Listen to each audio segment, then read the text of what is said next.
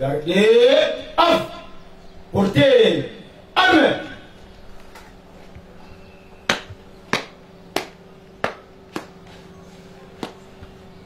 Monsieur le Président de la haute cour militaire, mon général, la police d'audience est rangée pour vous rendre le sonore et vous présente les prévenus qui comparaissent à l'audience de ce jour. Commandant police d'audience, premier sergent-major Bimba Malenga Massaoula. L'audience de la haute cour militaire toujours est ouverte. Armes au pied, ordre. Armes, mon général. Armes au pied.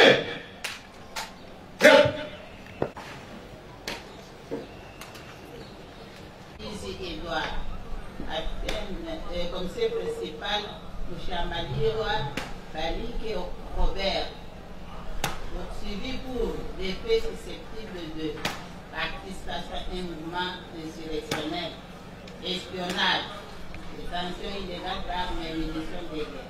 C'est à Kinshasa le 9 mai 2022. Maître Machinal, colonel de l'épée. La haute cour militaire appelle la cause inscrite sous RP 031 en cause l'auditeur général ministère public de la militaire et partie civile République démocratique du Congo contre l'honorable Mwanga Edouard et le commissaire principal Mouchamaïwa Balike Robert. Que les parties veuillent bien venir faire acter leur comparution.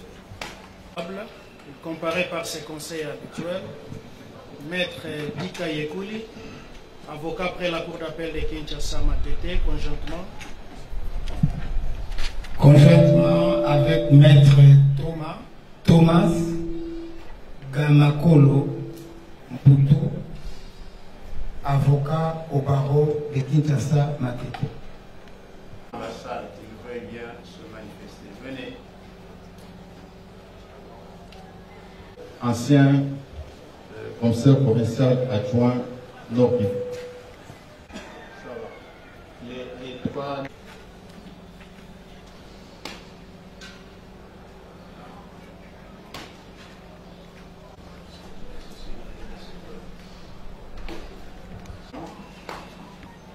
Il a sollicité que, compte tenu du temps,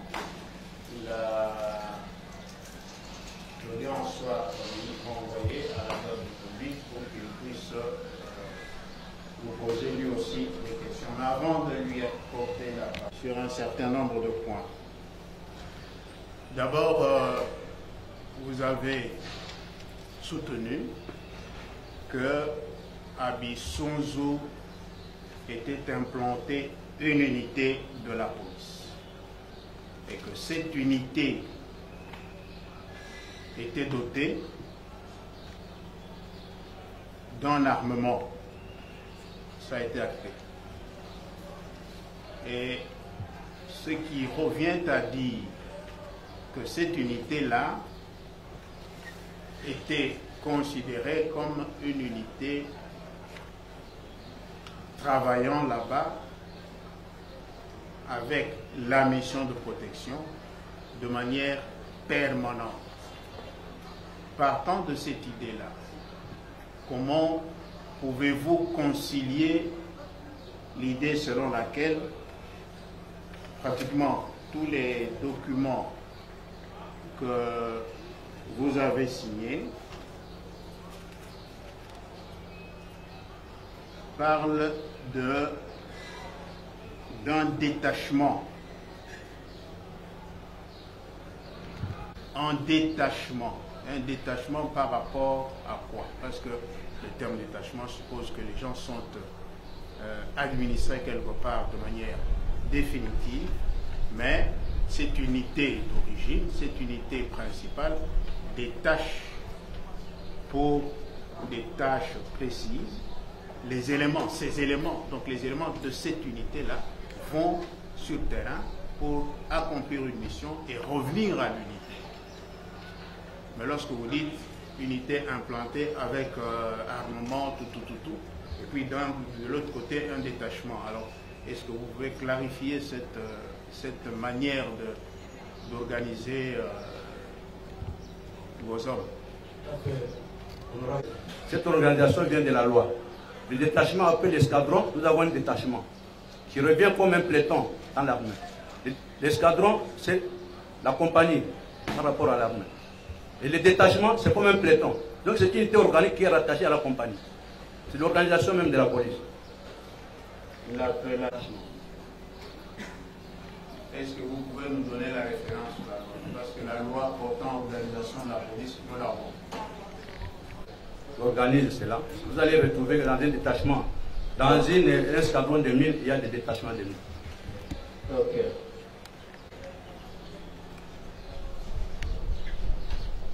La question revient de la ventilation des hommes. Comment expliquez-vous que pour le détachement, nous sommes dans vos termes, le détachement comprenait 43 fois 2, ça fait 86 éléments. Mais comment expliquer que la société bénéficiaire des services ne reconnaît et ne désintéresse que 43 seulement et les autres, elle prétend ne pas les connaître? Et dans l'organisation du gardiennage, lorsque les requérants nous demandent des personnes, nous en alignons 4. Puisque l'esprit humain étant enclin à pouvoir se fatiguer après 48 heures de service, or que la surveillance doit être permanente, nous en alignons 4. Mais chaque fois, le requérant doit avoir les 2 sur son site. Dans ce sens-là, il ne paye que pour les 2. Après 48 heures, se relaye, les requérants ne voient que les 2 là qui sont sur le site. Or, policier était-il payé puisqu'il travaillait? Je vous ai dit la fois passée au moment qui a aligné ses hommes. Nous lui avons un détachement, c'est une unité organique de la police. Il a ses hommes. Et comme ces hommes font la mission de gardiennage, il a agencé son service dans ce sens-là. Pour mettre les 43 autres se reposent. Même dans des détachements ordinaires, dans des gardiennages ordinaires, si nous avons mis 4 personnes, les 4 ne travaillent pas tous ensemble non plus. C'est qu'il y a 2 qui entrent, les autres se reposent pour revenir frais et continuer le service. Signé entre vous, donc la République, que vous représentiez, et la SNB. Parce qu'il n'y a que 43 qui étaient reconnus. Les fonds que la DGRAD devait bénéficier pour ce service-là, couvraient-ils 43 ou 86? C'est de la DGRAD. Je vois que j'ai pu les chercher pour vous les donner tout de suite. Un peu de patience.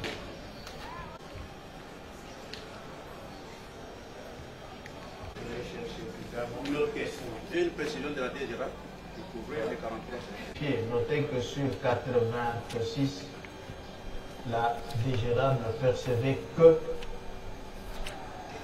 les fonds pour 43. Mais vous, en âme et conscience, vous avez placé à la société 86 policiers qui travaillent nuit et jour. Et lorsque vous voyez On paye les services de 43 personnes. Ça ne vous a pas interpellé en tant que chef des hommes et en tant que représentant de l'État? Pas dire qu'on aura un moment, non. Comme je venais de vous dire, pour les requérants, lui ne voit que les 43. Ils sont alignés, qu'ils voient sur son site chaque jour. Et après 48 heures, si nous voulons bien que le roulement se fasse à 48 heures, les autres vont se reposer. Ils ne sont plus au service de la société. Nous ramenons les 43 autres. Donc les requérants ne voient que les 43 pour lui. C'est pourquoi il paie les 43. Mais ce qui est curieux, M. 43 auxquels vous ne faites pas allusion dans tous vos rapports, restent sur le site. C'est mon Chamali qui l'a confirmé. Donc sur le site, il y a 86 policiers. Dans le bon entendement, c'est 46 policiers. Ça, je ne sais pas, je n'ai jamais été évidemment, mais je pense que ça pourrait être cela. Sinon, lui, je dois vous préciser qu'il n'engageait que les 43. Après 48 heures, les 43 autres remplacent ceux-là qui étaient de service. C'est ça. S'ils étaient sur le site, peut-être un problème de logement. À la défection des policiers qui étaient à la SNB. Il y a eu 2 défections. Le dernier en date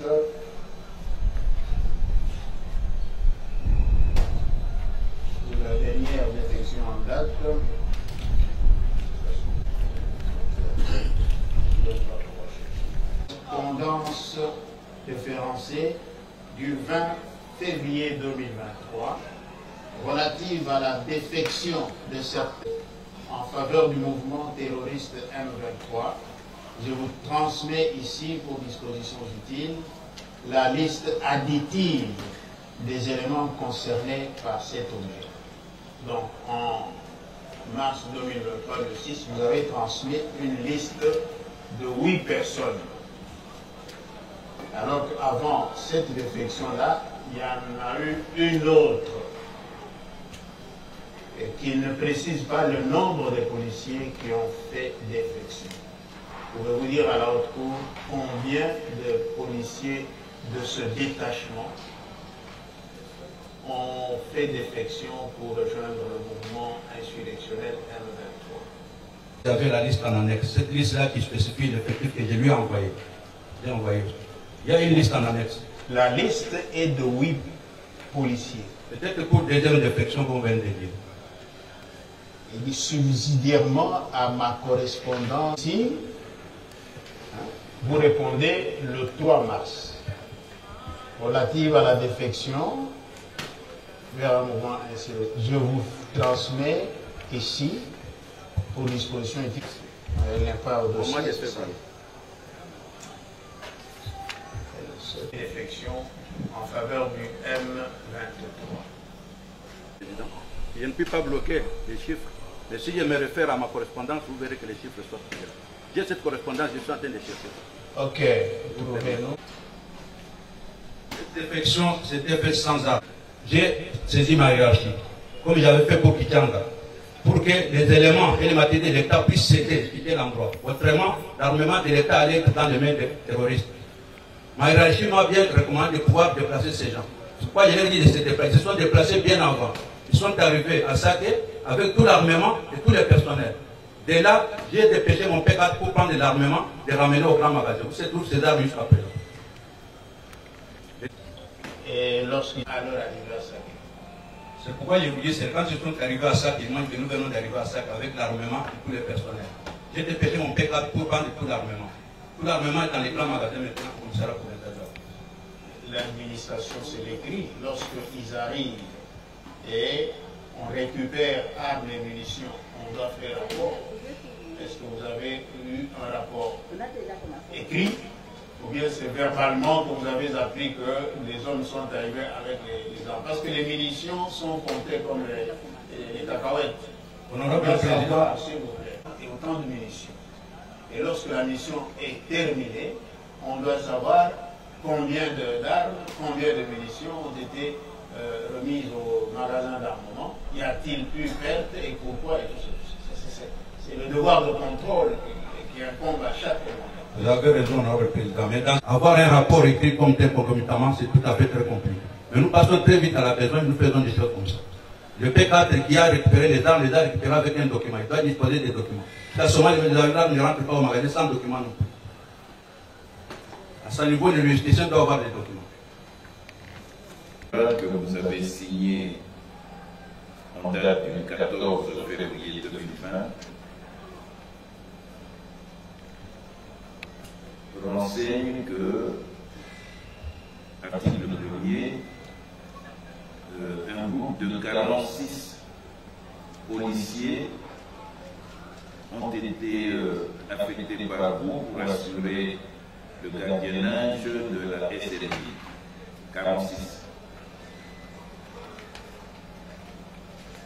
Considérons ce que vous avez dit, qui est tout à fait normal, qu'une personne humaine ne peut pas tenir le commandant plus de 48 heures, et que vous constituiez, lorsque vous affectiez les policiers, une équipe pour la relève, et que cette équipe avait le même effectif que l'équipe à relever, c'est que suivant ce contrat, il y avait 92, donc 92 policiers détachés. Curieusement, la DGRAD ne percevait des frais que pour 46 policiers ou 43 comme vous l'aviez dit. Première question. Ne pensez-vous pas que l'État congolais était préjudicié dans ses recettes,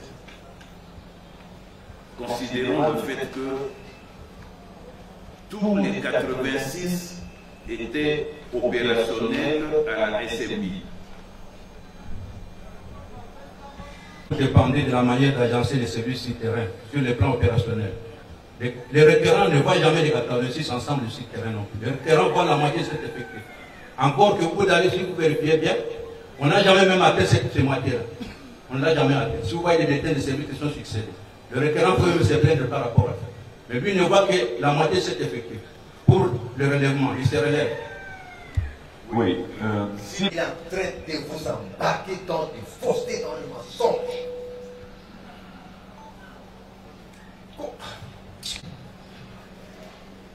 Et sans le prouver, il dit non. Après l'escadron, c'est le détachement. Quelle est cette loi-là? Qu'ils nous disent quelle est cette loi d'organigramme de la police où on agence les éléments qu'après l'escadron, c'est un détachement qui équivaut à un peloton. Les choses ont changé. Et puis, un détachement est donc une unité organique pour laquelle un requérant va commencer à payer à l'État.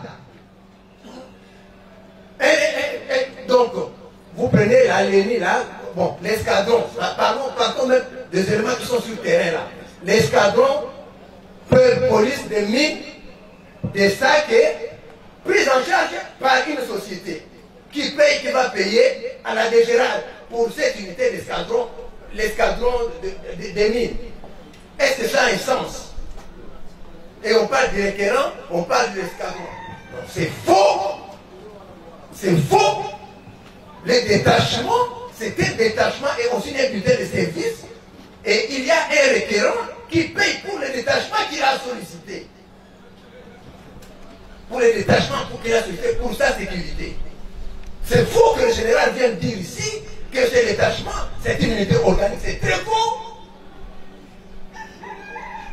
C'est un faux renseignement, monsieur le Premier Président. Il faudrait que vous lui rappeliez qu'un faux renseignement peut un faux renseignement peut être. Nous allons le démontrer par des questions et des réponses qu'il va vous donner. On dit que le détachement commis à la garde de Bibatama, de SMB, était constitué, on ne sait pas finalement, des 43 ou des 86. J'aimerais qu'il nous réponde. Commencez à penser qu'on peut parler de supervie ici, ce n'est pas tout à fait vrai. Je suis responsable d'une unité, je suis policier de formation, ce que je vous dis et c'est cela. Donc après l'escadron, nous avons les détachements de police. Ça fait partie de l'organisation de l'unité. Donc ce n'est pas un détachement dans le sens qu'on a détaché des policiers à tel endroit, ce n'est pas dans ce sens-là la CNR non plus. Voilà un peu, monsieur le Président.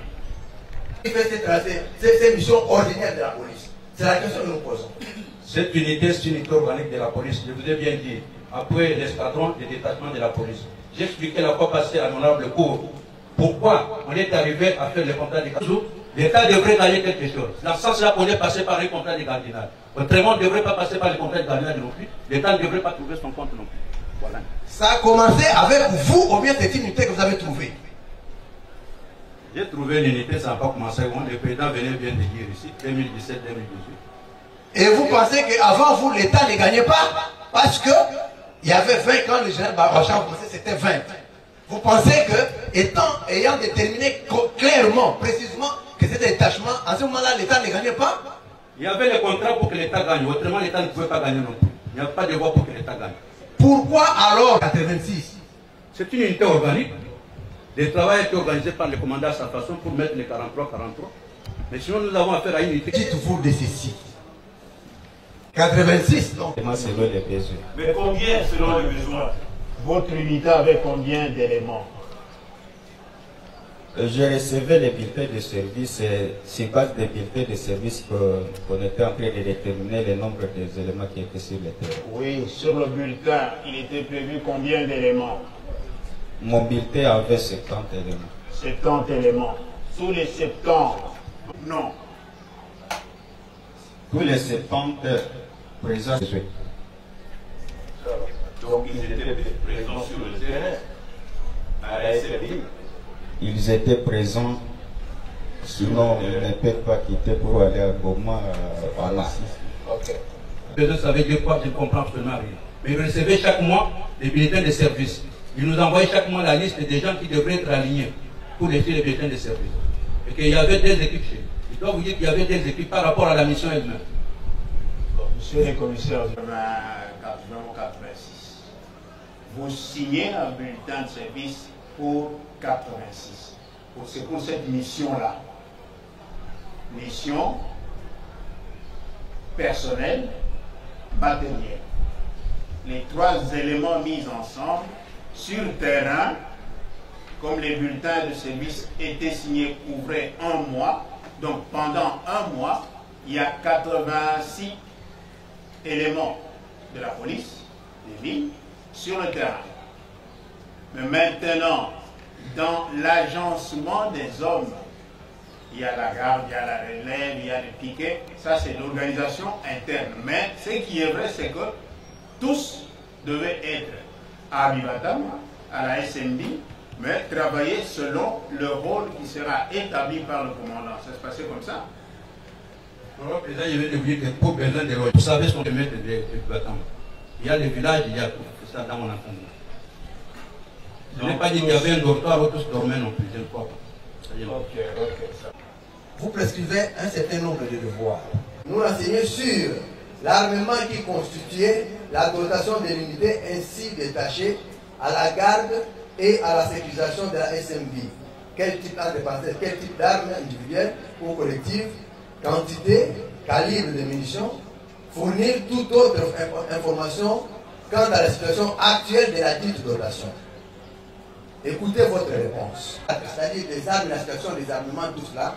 S'agissant du point 4 de votre précité, les chefs de département logistique et le conseil supérieur Chanyungu, Matembe de Jacques, cela, gestionnaire au quotidien de tous les équipements et matériels provenant de la police étant à Kinshasa pour raison de santé et n'ayant pas un représentant en ce moment à même de vous déclarer sur cela reste en suspens. Monsieur le Premier Président, c'est le commissaire provincial de la police à qui on demande la situation des armes de l'unité qui étaient détachées là-bas. Pour toute réponse dans une unité de la police qui est au front dans une zone à tumulte, il vous dit que la réponse, je ne peux pas vous répondre parce que c'est lui qui est chargé de ce service est malade, doit fonctionner continuellement. Et encore plus dans l'armée ou la police. Une situation d'armement, on dit, celui qui détient une situation n'est pas là. Il est malade à Kinshasa. Donc, s'il se pose un problème, au Nord Kivu, on n'a pas d'armes, celui qui doit doter, qui doit tout cela, n'est pas là, il est malade.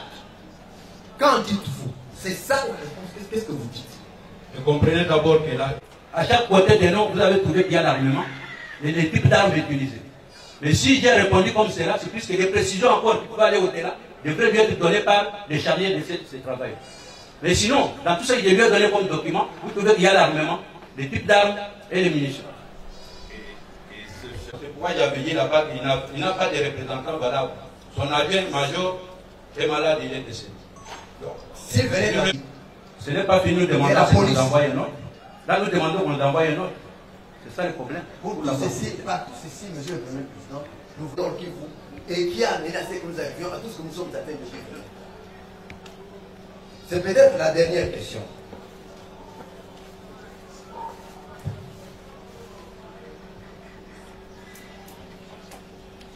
Le principe, monsieur le commissaire divisionnaire, le principe de la continuité des services publics de l'État, de ce principe, parce que vous avez tendance à personnaliser la gestion du matériel de la police. C'est la hiérarchie qui peut nous aider à appliquer ce principe. Quand Chanyungu est par exemple indisposé, il fallait qu'il y ait un autre. Mais Chanyungu avait au même moment un adjoint qui était aussi très malade. et qui est venu à mourir. Moi, je n'ai pas la compétence de prendre quelqu'un de le placer au bureau 4, non. Puisque l'organe de la loi venait de dire ici que non, vous êtes provincial. Donc, non, la loi nous a limité. Chacun a ses limites dans ce que nous sommes dans déposé comme acte. Et dans vos archives, le responsable du service n'est pas là. Il y a un secrétariat, il y a un service d'archives auquel vous pouvez vous retrouver pour avoir des renseignements, des données sur la tenue des équipements. Si on a travaillé là-bas, vous trouverez que ce secrétaire-là n'imprime rien. Il ne peut rien vous donner dans la machine. Mais jamais on lui-même va tout consigner dans sa machine. Il peut sortir des documents. Avant, il peut parler, répondre. La machine personnelle. C'est la machine de bureau. C'est pas personnel. Si c'est la machine du bureau, il suffit d'appeler un fichier. On n'a pas eu l'idée d'aller dans ce sens-là. C'est lui-même qui gère son bureau. Merci beaucoup, Monsieur le Président. Commissaire provincial de la police, vous avez détaché une unité de la police pour la sécurisation de la concession SMT. Et vous apprenez que par 2 fois, dans cette concession, il a été découvert des caches d'armes. Quelle est votre réaction? Qu'est-ce que vous en dites? Comment vous avez réagi? C'est question de voir maintenant si le policier connaissait qu'il y avait cache d'armes là-bas ou non. Mais sinon, je n'ai pas autre chose que j'ai pu dire là-bas non plus. À votre niveau. À votre niveau. Parce que ce sont vos policiers qui gardaient cette position. L'idée ne vous est pas venue d'interpeller vos pas d'adjoint. Mais, mon général, vous êtes fauiste comme moi. Nous avons appris à mon force. On ne laisse pas un vide. Même quand le commandant tombe, il y a un adjoint. L'armée est organisée comme ça. Si l'adjoint tombe aussi, le plus courageux prend le commandement. Vous dites que parce que Mouchamali n'était pas là, et vous n'avez pas un interlocuteur. Des éléments désignés par vous, la feuille de bulletin de service signée par vous, où vous avez mis des noms. Mouchamali a suivi de tel autre. Personne auprès de qui vous pouvez vérifier pour savoir qu'est-ce que j'apprends, qu'est-ce que vous en saviez pendant que vous étiez là, qu'est-ce que vous avez vu. On vous appelle maintenant devant la haute cour par rapport à cette situation. Que toute la République est en train d'attendre, que le monde entier est en train de suivre. Qu'est-ce que vous pouvez dire? Le secrétaire, il devrait nous le dire, sans doute. Ok, c'est ça répond. Merci beaucoup. Pour la compréhension, ça venait de requérir ici même. Nous avions comme l'impression que nous étions dans un point de presse, où carrément que nous devons assister à un procès d'autres qui ne nous concernent pas. Ça a donné vraiment l'impression que... C'est votre impression? Oui, monsieur le Premier Président. Nous savons pourquoi nous le disons. Il a même demandé aux renseignants d'enquêter, d'instruire au même temps que vous, monsieur le Premier Président. Ce n'était pas normal. Monsieur le Premier Président, je voulais faire poser une question. Je ne sais pas si ça sera possible ou comment. Parce que, et pas même cette instruction, nous sommes tombés sur une correspondance. Je fais état de cette correspondance parce que dès le début, nous avions fait part de notre difficulté, monsieur le Premier Président, de suivre l'évolution de l'instruction. Oui, nous sommes en procédure de flagrance. Mais que dit cette correspondance? C'est une correspondance qui a été faite par le magistrat militaire Ndaka, Bwendi Hippolyte. Je reviens sur la question des effectifs. Je ne sais pas si la Cour va me permettre de la lire tous, mais je peux aller directement à l'essentiel. Je peux aller directement à l'essentiel. J'ai l'effectif constitué, qu'elle fait. Il n'y avait pas moyen de poser. Voilà ce que propose le colonel magistrat Ndaka. Je vais à la conclusion, permettez-moi. Considérant la résistance de cette situation qui crée l'insécurité et les risques d'impacter négativement les activités minières de ce PE, j'ai estimé utile de requérir le commandant provincial pour envisager l'ouverture d'un poste de police, tenant compte pour ce faire de la situation particulière de ces villages, à savoir que c'est un site minier localisé dans le PE 4731 pour la sécurité duquel il est déjà détaché une unité PMH. L'expression de ma haute considération et mes sentiments patriotiques. L'occupation, c'est de ça. La police et la police des mines a mission de sécuriser les carrières minières, les périmètres d'exploitation. Ça, c'est en fait. C'est la loi qui le veut ainsi. Le commissaire provincial nous l'a dit et c'est acté. Néanmoins, il est reproché aux deux prévenus, parce que ce sont eux qui sont devant la haute cour, le fait d'avoir utilisé des éléments fictifs. Voilà pourquoi la préoccupation est grande et la préoccupation de la haute cour autour des effectifs. Quels sont les effectifs? Que la police affecte des effectifs de manière régulière, des policiers réguliers, et dans certaines personnes qui ne sont pas de la police, qui sont venues d'une autre planète, et à ces personnes-là, il est octroyé la qualité de policier. On couvre l'irrégularité et on sollicite même à l'État congolais la possibilité de les considérer comme étant des policiers réguliers. Là, le bas baisse. Et c'est ainsi que la haute cour, ce n'est pas le ministère public qui instruit, c'est la haute cour qui instruit, veut avoir la lumière autour de cette matière-là. Vous êtes maintenant fixé. Merci le Premier Président, parce que vous nous avez accordé la parole.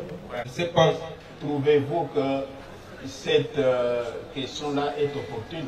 Parce que la personne qui s'est engagée, c'est in au tempore. Alors maintenant, quand vous demandez au ministère public, près la haute cour militaire, qui est un organe de poursuite, qui a une autre casquette, de répondre, vous voyez que nous risquons de fausser les débats. Monsieur le Premier si vous avez envie d'exploiter, parce que c'est une pièce du dossier, vous allez l'exploiter, mais vous n'allez pas interpeller le ministère public. Parce que là, il a agi en tant qu'auditeur militaire opérationnel en ce moment-là. Voyez-vous?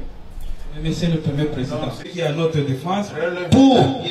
Oui. La haute cour n'a pas opiné. La haute cour, le président a le seul maître. Jamais et jamais alors utiliser un policier irrégulier, un policier sans numéro matriculé. Et pour preuve, le ministère public ne va pas encore s'en dédouaner. Lors de notre arrestation à Saki, nous avions été arrêtés à pleine parade avec tous nos éléments. Si le ministère public pensait que ces éléments n'étaient pas réguliers, ils étaient d'une ethnie, entre guillemets, pourquoi n'avez pas-il pris les soins d'en arrêter même toi et le présenter devant votre père? Qu'ils ne répondent pas, mais que ça reste dans votre esprit. Parce que c'est procès en tant que prévenu. Très savante question posée par votre haute cour militaire. La République est aussi très contente de son ministère public qui pose des questions très intelligibles. Et la République fait sienne les questions de la haute cour ainsi que les questions du ministère public qui poussent vers la manifestation de la vérité. Et c'est là qu'elle n'en déplaise à la partie prévenue Mouchamariwa, qui semble être distraite de l'instruction et de la pertinence des interventions du ministère public qui a la maîtrise du dossier. Votre honneur, Monsieur le Président, nous n'aurons pu comparer en ce moment. Est-il normal d'avoir dans les rangs de la police nationale congolaise des éléments sans matricule? Et est-il normal de demander à l'État d'immatriculer les éléments de la police nationale congolaise non immatriculés? Ça, c'est la première préoccupation. D'abord, ici, si j'ai parlé d'éléments sans matricule, pas à la SMD. Ici, la question du matricule que j'ai trouvée à travers la province, ces éléments qui sont payés par l'État. J'ai voulu épingler ça. Ce ne sont pas tous les éléments sans matricule. Par contre, les éléments sans matricule qui ne sont pas payés par l'État congolais, nous avons déjà mis hors d'état de la cour des unités de la police. Votre honneur.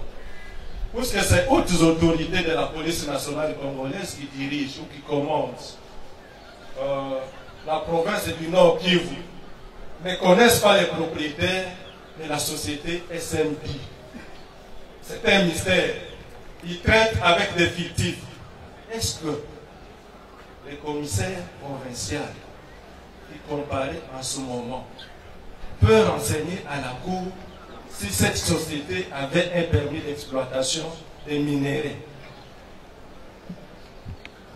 Société avait le permis d'exploitation. La société avec l'État congolais. Et voilà pourquoi nous avons continué à sécuriser cette société, à être dans son périmètre. Le permis d'exploitation a été accordé à qui? Savoir que ça a été octroyé à tel ou à tel autre non plus. Je ne pouvais pas lire. Mais voir qu'ils ont un document de l'État en bonne et due forme, oui. La société, c'est une personne morale. Voir que ça a été octroyé à qui? Ce n'est pas vraiment à mon niveau d'aller sur tout cela non plus. Retourne la question à la République qui a accordé ce permis d'exploitation. Et nous y reviendrons pour démontrer la négligence positive de ces autorités. Troisième préoccupation, le commissaire provincial a parlé d'une guerre civile qui serait déclenchée si on supprimait les détachements. Guerre civile entre les Tutsis et les Hutus. La République est curieuse de savoir. Dans la concession ou dans les sites miniers SMD, il y avait des Hutus et des Tutsis. Dans la province du Nord Kivu, il y a des Hutus et des Tutsis. Moi, on m'a conseillé par les gens quand je voulais supprimer ces détachements. Ensuite, il faut comprendre que la société se trouve dans une agglomération où il y a des gens. Dans cette agglomération, il y a des gens de tous sortes, il y a des Hutus, il y a des Tutsis. La société n'est pas isolée dans la brousse où il n'y a pas d'habitation non plus. L'accompagnement, c'est l'accompagnement qui gère les gens qui se trouvent dans la cité où il y a des gens, dans une agglomération où il y a des gens. Et que ces gens, ce sont les exploitants artisanaux qui exploitent dans les périmètres des SMD. Aussi des faits précis et positifs, comme le veut tout pénaliste. Est-ce le ministère public et le renseignant devant vous qui puissent l'aider et les soutenir, peut-il définir? Nous ne sommes pas encore en plaidoirie, nous sommes dans les faits. Monsieur Mongachoutou dans l'emploi, voici l'acte, voici ceci, voici cela. Ça, c'est la première préoccupation. Oui, réel ou irréel, légaux ou fictifs, quelle est sa responsabilité? Quelle est sa part de responsabilité? Non, le président. Pas les responsabilités. Les effectifs sont les nôtres, c'est nous qui utilisons les hommes là-bas, ce n'est pas les requérants non plus. Ok, vous avez sa réponse. Par le moment, nous reprenons les listes aussi. On reprend ce qu'il a envoyé.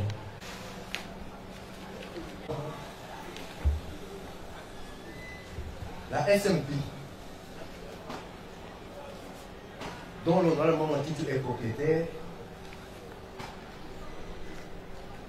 nous avons dit depuis le début de cette instance, avec la négligence qui frise la complicité des autorités de la police provinciale,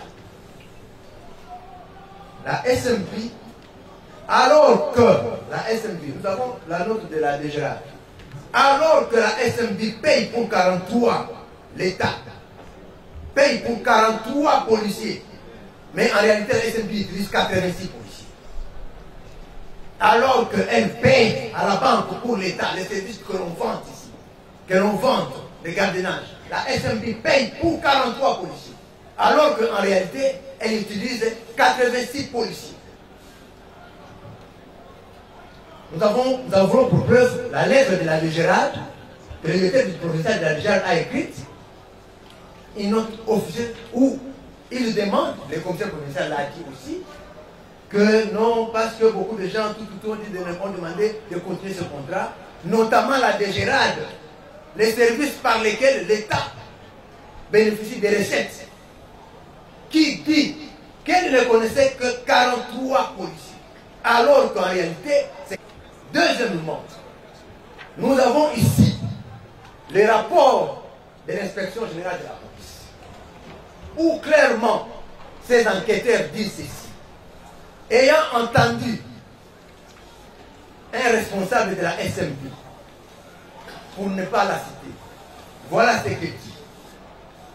Mais au-delà des 43 policiers qui constituaient l'objet du contrat, il y a autres 43 policiers qui ont été ajoutés suite à la demande de la SMB, vu la taille de leur carré minier, par un arrangement avec le commissaire provincial adjoint de la police nationale, le commissaire Van Kassongo, en violation de clauses conclues dans le contrat. S'agissant des modalités de paiement des policiers SMB, la SMB ne payait que 43 policiers au trésor public par le biais de la DGRAD, mensuellement $200 par mois. Voilà notre réponse, monsieur le président.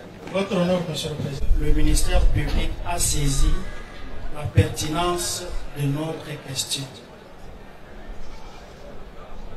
Notre client, l'honorable Mangatou, se trouve ici parce que, comme vous instruisez en flagrance, et comme le dit toujours votre cour dans ses propos sages, elle dit susceptible, fait susceptible, avec une redondance, en nous ramenant sur les rails. Maître, nous sommes en flagrance. Jusqu'à présent, nous n'avons pas encore retenu la prévention. Ce sont des faits susceptibles. Maintenant, on lui pose la question.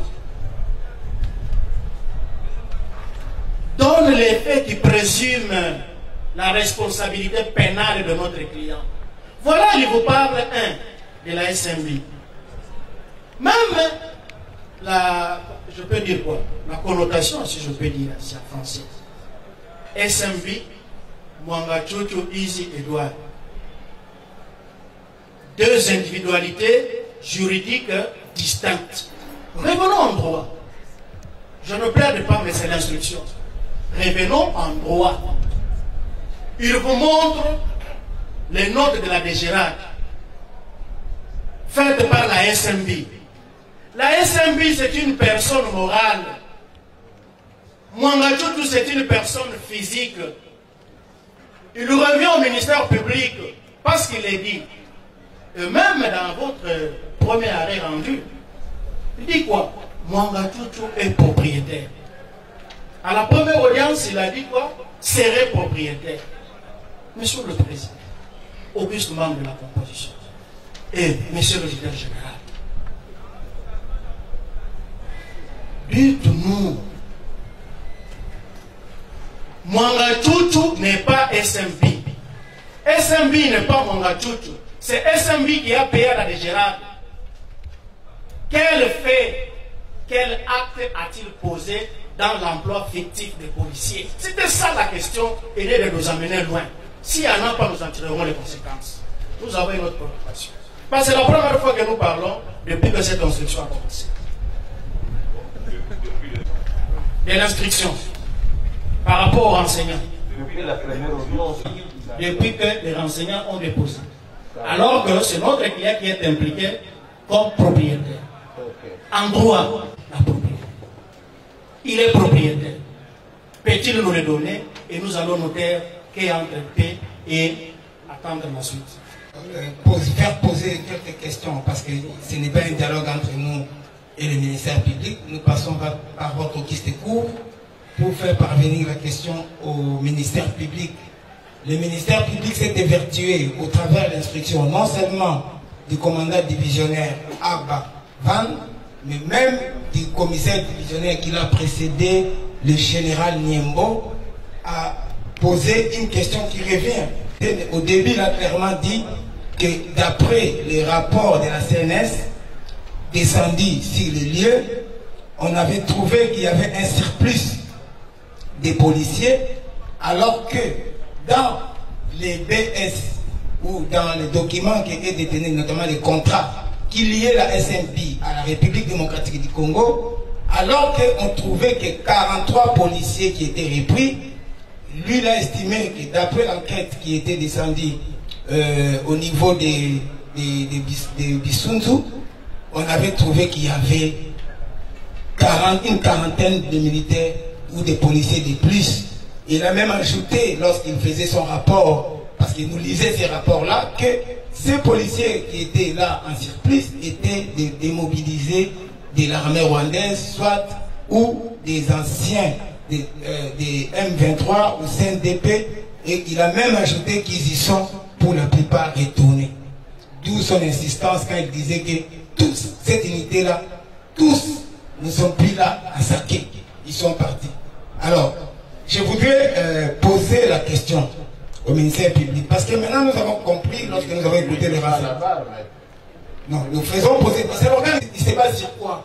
Pour dire que, par exemple, dans cette unité-là, lire le rapport, c'est une chose, ce sont des indices, ce ne sont pas des preuves.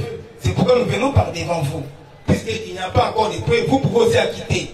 Donc rien n'est dit à ce stade que puisqu'il amène des éléments, que vous avez déjà gobé cela et que vous allez nous condamner. Vous pouvez nous acquitter. La question est simple. Comment il a procédé, lui, pour savoir que les policiers qui étaient à SMB étaient, il a dit, à 90% d'une seule ethnie et l'ethnie Tutsi. Je le dis parce que maintenant, on parle de l'ethnie Tutsi, on parle de communauté. Il ne faudrait pas que nous allions comme ça à volo. Il avait parlé au début de son rapport, de l'ethnie Tutsi. Nous voulons savoir maintenant comment le ministère public a déterminé qu'il s'agissait de l'ethnie Tutsi qui était majoritaire. Sur base de quel élément factuel? Parce qu'il a demandé au commissaire divisionnaire, à Baban, est-ce qu'il n'a pas trouvé suspect qu'il y ait une communauté prédominante dans ces unités qui étaient commises à la garde de la SLP? Et on lui avait répondu par les commissaires, je m'en souviens que ce n'était pas à lui de discriminer, c'était des policiers. Alors nous revenons vers lui, lui qui ne fait que poser la même question, y compris au commissaire Van. Il a posé au commissaire Awachama, je ne sais pas s'il était commissaire, et Niembo. Il insiste sur le caractère ethnique ou majoritairement d'une seule communauté parmi les policiers. Quels sont les éléments sur lesquels il se base? A-t-il des procès verbaux ou bien des BS? La préoccupation est saisie. J'ai suivi le renseignant ici présent sans matricule. Mais en même temps, j'ai sorti une note pour dire qu'il n'y a plus d'éléments sans matricule. Et que tous les éléments qui étaient sans matricule ont été mis hors de la police nationale. Mais j'ai dit qu'en général, dans le Nord Kivu, on trouve des éléments néanmoins sans matricule mais qui sont payés par l'État. Je n'ai pas dit que cet élément s'est retrouvé chez SMB non plus. Ça, je ne l'ai pas dit. Il était qui était chez SMB, l'autre venait de vous dire qu'il les avait déjà chassés de SMB par rapport à ma correspondance. Voilà un peu.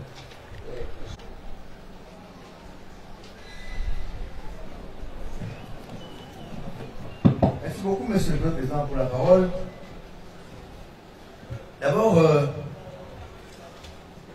c'est des questions, tantôt la responsabilité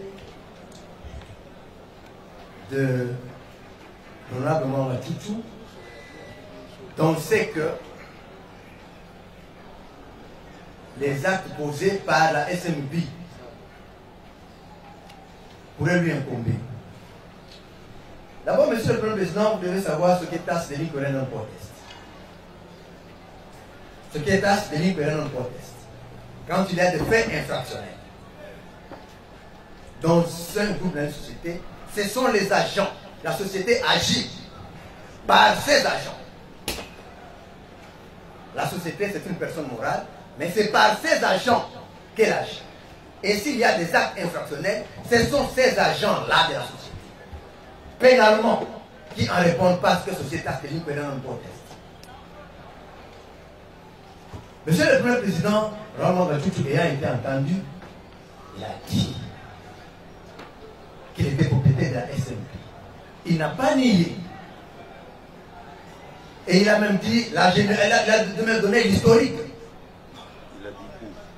Nous allons trouver, nous étions en train de chercher, nous étions en train de chercher, nous allons trouver. Il a même donné l'historique. Comment il a acquis cette société depuis l'époque du M23. Non, plutôt depuis l'époque de RCD. Il a dit comment il a acquis cette société. Et puis, quand vous demandez à Mouchamali, pourquoi vous avez cherché à voir le rendement gratuit,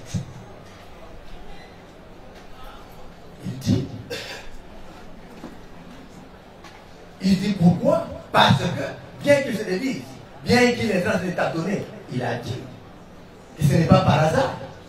C'était un honorable du coin, mais en réalité, c'est parce que Mwanga Chouchou est le propriétaire connu de cette société.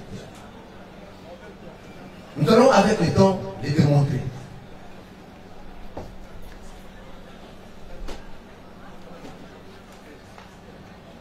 En tant que propriétaire de cette société, il ne pouvait pas ne pas savoir. Il a dit, il a parlé de la police, quand on a entendu, qui s'occupait de la sécurité de sa concession. Nous allons le démontrer avec le temps, mais nous disons que ce qui est là, c'est une pleine hypothèse, et Mwanga Chouchou est poursuivi en tant que responsable de cette société. Nous aurons le temps de le démontrer.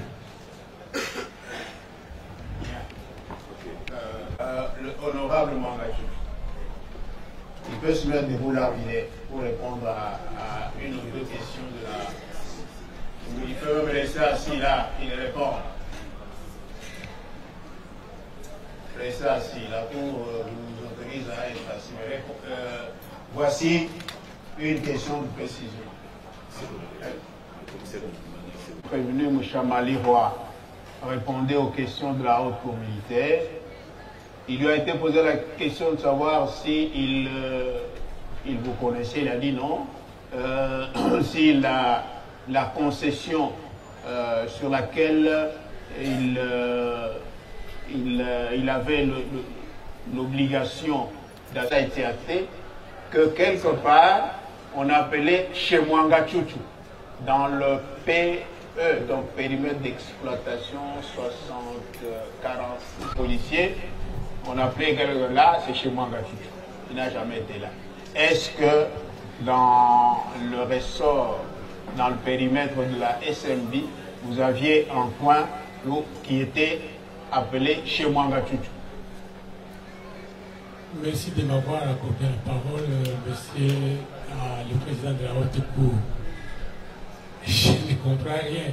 En fait, tout ce qu'ils sont en train de dire ici, c'est facile de connaître en passant par les statuts, en passant par la SMB. La SMB est là. Pourquoi est-ce qu'avant de venir accuser, ils n'ont pas précisé qui est le propriétaire de SMB et de vous amener ici? Tout cela, parce que quand même on m'a accusé. Est-ce qu'il est sûr et certain que c'est Mwanga Chouchou qui est le patron de SMB? Ok. Et je ne comprends pas, je ne sais pas, c'est sa façon de dire. Ok, ça va. Deuxième petite question. À la question de savoir à qui la société appartenait.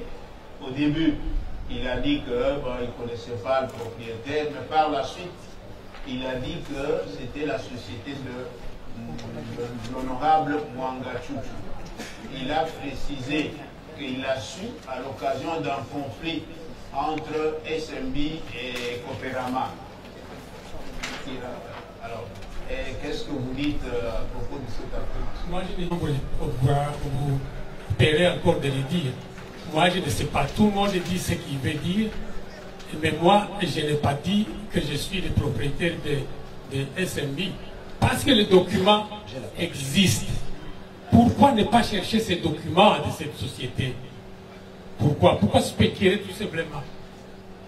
Monsieur le Président, je disais que, juste une phrase, nous donnons la précision.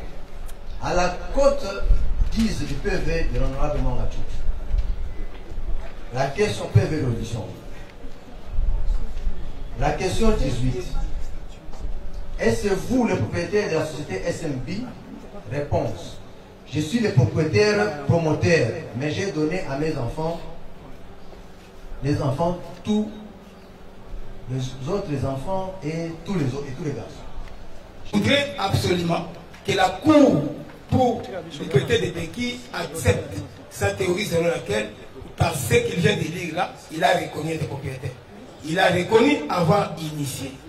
Il ne reconnaît pas avoir été propriétaire. Parce qu'à l'heure où nous parlons, il n'est même pas actionnaire. Mais il a initié quoi? Il a initié MIH, qui est devenu SMP.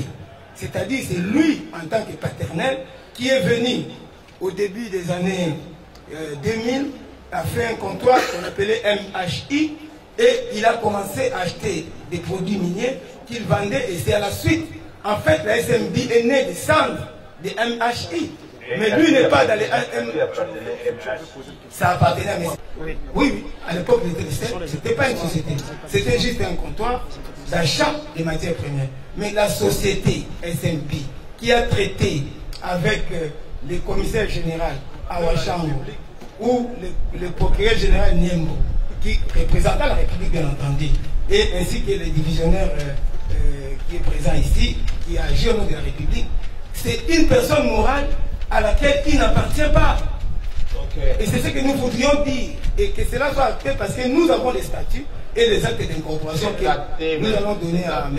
le ministère public. On n'a pas tiré la question.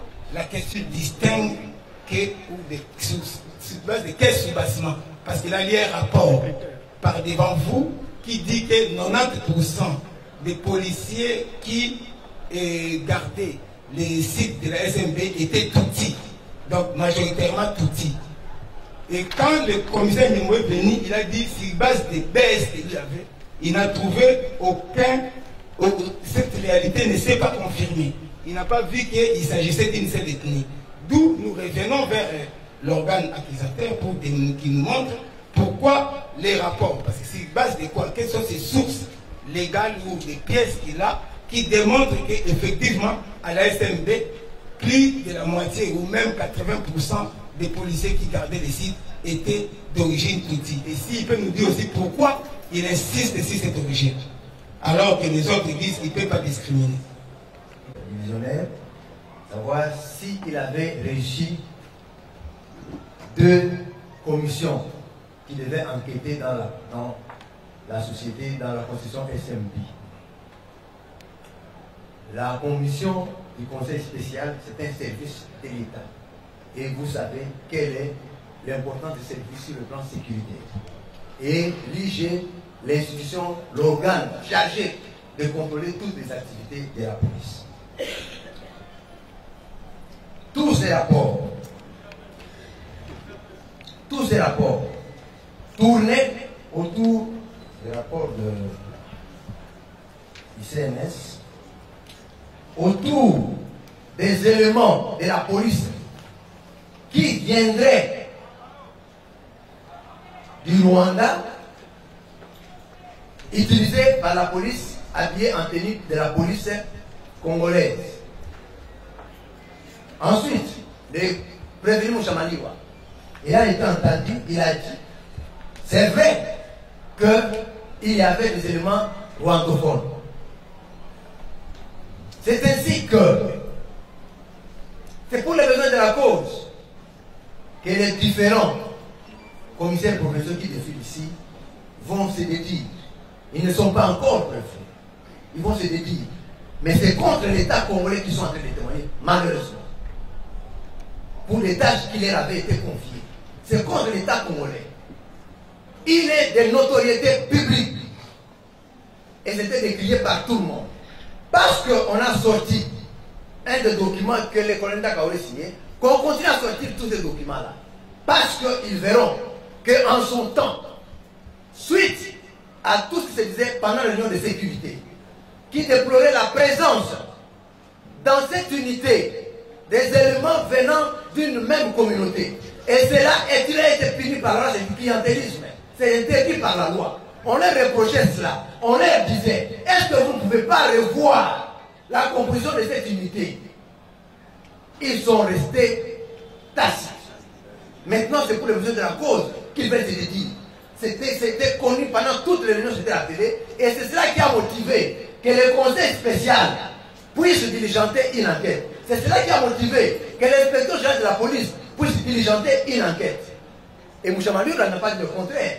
Il a dit que c'est vrai qu'il y avait des policiers des rwandophones.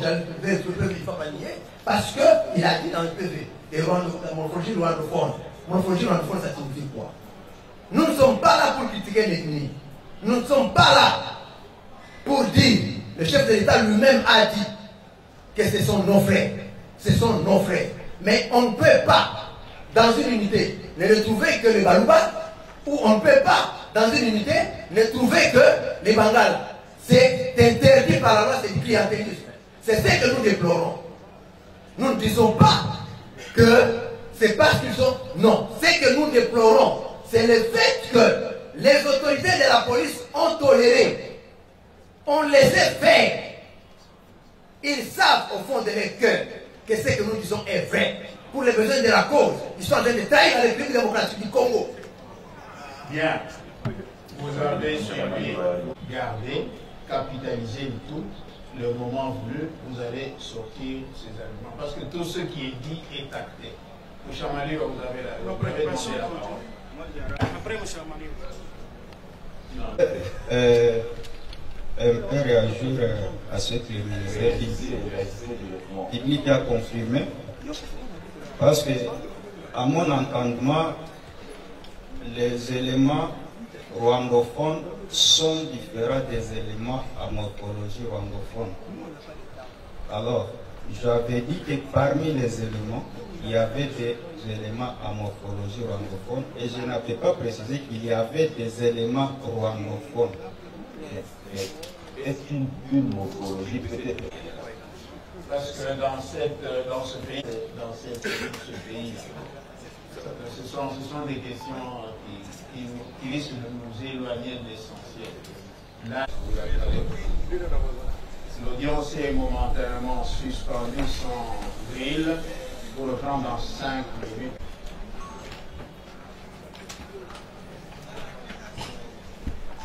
Prise, police d'audience, faites venir le renseignant Kassongo Van.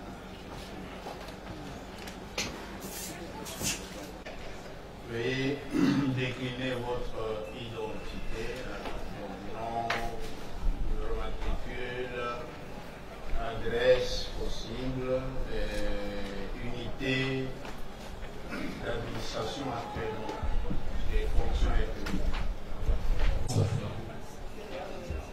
Le 27 juin 1972, nationalité congolaise, numéro matricule provincial adjoint, police administrative, donc jadis renseignement et opération, au Nord Kivu.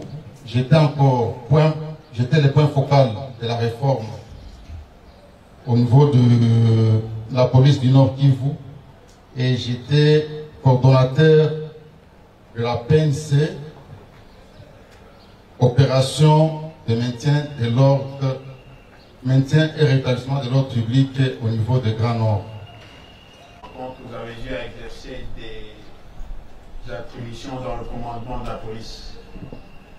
Il y a un policier du Nord Kivu qui est traduit en justice pour les faits mis à sa charge et aussi à charge de l'honorable député national Mwangaki Fils-Édouard. C'est dans ce cadre que la Haute Cour vous a invité pour lui donner quelques renseignements.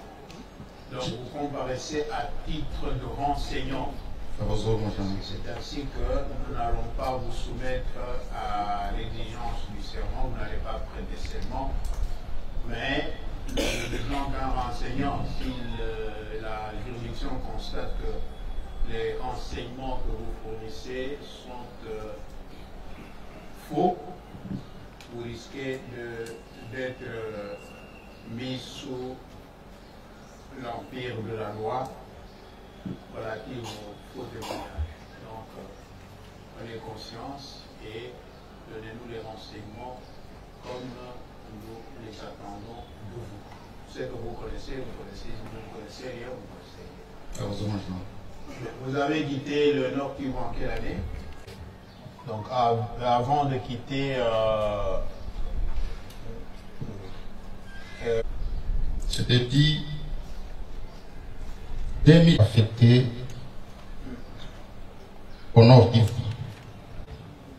Le commissaire supérieur Chaboun, qui est devenu général, et le commissaire supérieur principal Françoise, la colonel Françoise, c'est elle qui m'avait présenté les requérants de la société pour les présenter auprès du nouveau chef qui venait d'arriver. Il avait fait, je crois, 1 semaine ou bien 2 semaines avant d'atteindre la ville de Goma. Le général Françoise. Françoise vous a présenté le requérant. Oh, oui, c'est elle qui avait parlé des requérants de ces détachements-là. Et non, je devais faire rapport représenté par une dame, mais les requérants que nous connaissons au niveau de la police, c'était M. Ben Mwangachuchu. Ben Mwangachuchu, oui. Était requérant de quoi? Les requérants de la société SMB. Il était le requérant, donc il venait chercher les policiers à la police. Ok. Donc, il est venu et il est passé par Françoise pour solliciter la protection de la police. Ben est responsable, mais représenté par une dame, c'est encore le nom, celle qui s'occupait du personnel de la société, c'est Madame Wivine. Oui. Ok.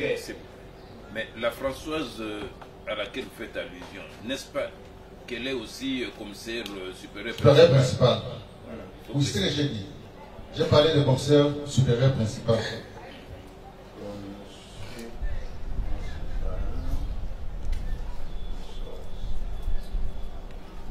Et Wivine, du requérant SMB, et c'est vous qui l'avez présenté au commissaire provincial? Oui, j'avais fait rapport au commissaire provincial et le commissaire provincial fait des invitations pour affronter tout le monde individuellement. Bon, parce que vous dites que vous êtes au Nord Kivu depuis 2015. Quand est-ce que les relations entre la police et la société ont commencé? SMB. En général, et cette relation c'est un peu difficile, mais j'ai un contrat de gardiennage qui était signé en 2015. Ça montre déjà que non, ce détachement existait déjà avant mon arrivée là-bas. Non, pas de gardiennage avec la République par le biais de la police provinciale, la police nationale représentée par le général Ouachanga à l'époque. Et en 2018, au mois de janvier, la même société va signer un autre contrat de gardiennage avec le général Bassi Niambo.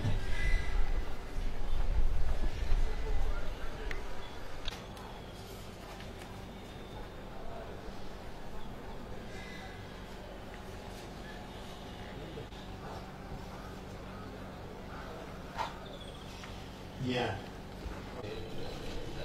Le contrat en 2000, il signe avec l'inspecteur provincial à Ouachanga. En 2018,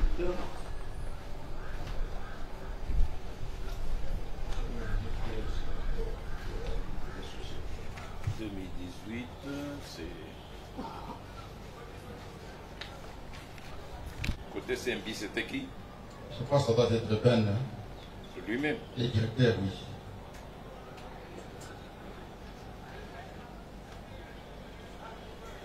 Si ce n'est pas lui, c'était toujours la dame je pense.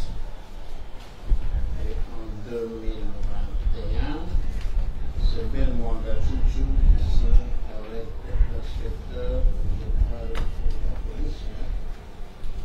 Ah bah. Donc, non, 2018. 2021. 2021, c'est avec le général Abba.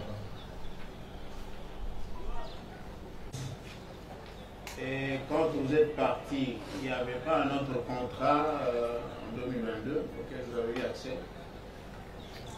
En quittant le Nord Kivu, je ne savais même pas de quoi il était question. Et c'est en venant ici, convoqué au niveau du commissariat général dans une commission d'enquête, c'est à ce moment-là qu'on me dira que non, il y a un ordre de mission que j'avais signé en 2018. Une parenthèse d'abord, chaque fois quand les chefs étaient absents ou bien empêchés, j'assumais l'intérim. J'assumais l'intérim parce que j'étais le préséant de mes collègues. Et lors de la rencontre avec la commission d'enquête, c'est à le général Ndonda sortira un ordre de mission de 2018. De 2018, il me dira, on te reproche d'avoir écrit des sujets rwandais. Mais en parcourant les documents, nous constatons que tous les policiers qui sont ici, ils sont dans la base des données, excepté 4. Parmi les 4, il y a 2. Les noms étaient mal écrits. Et les 2 autres qui n'étaient pas dans la base des données du commissariat général. En général, je m'explique. Les contrôleurs n'étaient pas arrivés dans tous les coins et les recoins de la province. Il y a certains policiers qui n'étaient pas contrôlés. J'avais dit ça à la commission. Et en 2019, le commissaire général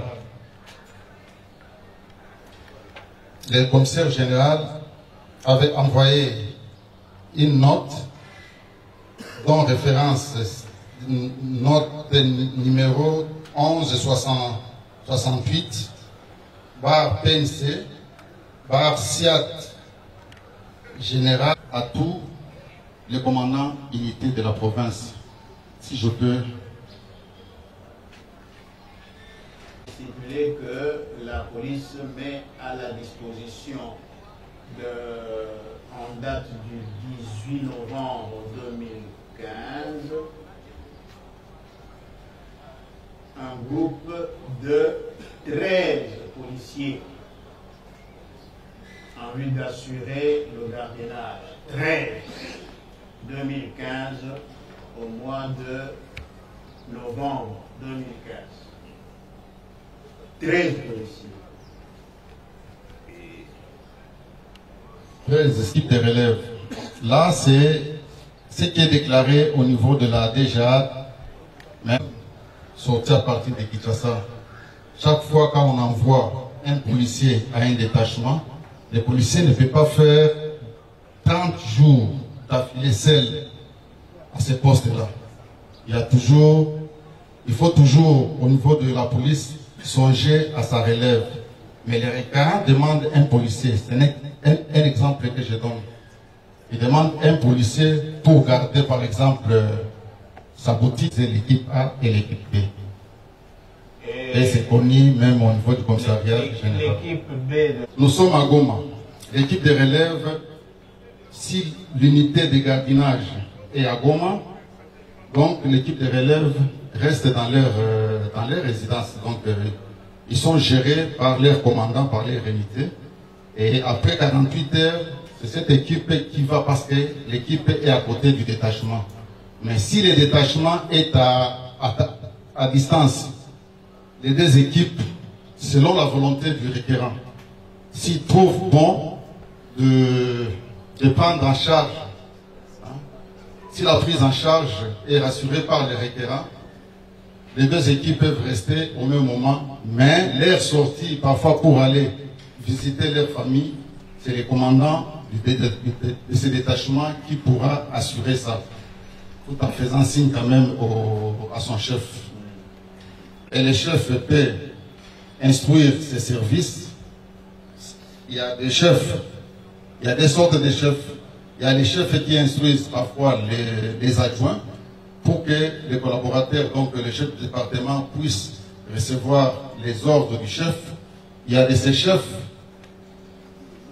qui passent directement par les départements. Passe directement par les départements sans passer par nous les adjoints, moi personnellement. Dans votre cas, oui. J'ai commis 3 chefs.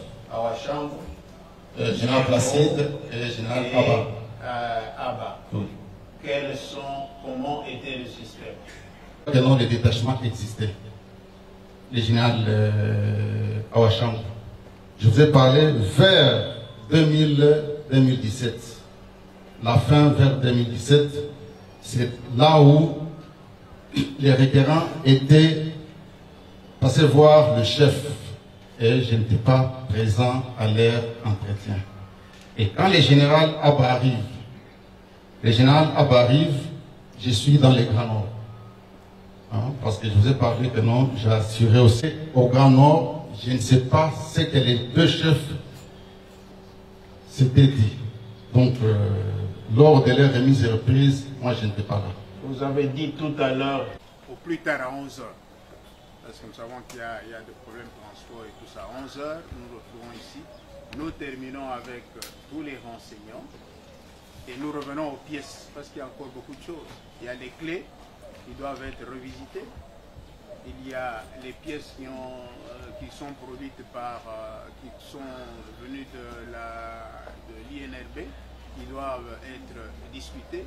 Nous allons vite et bien.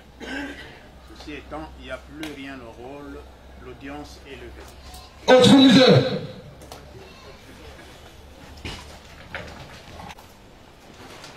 non. Gardez, off, portez, arme.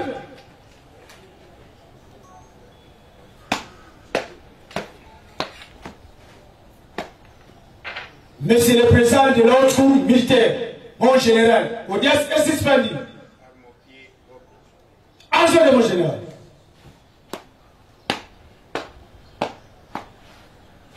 Armo.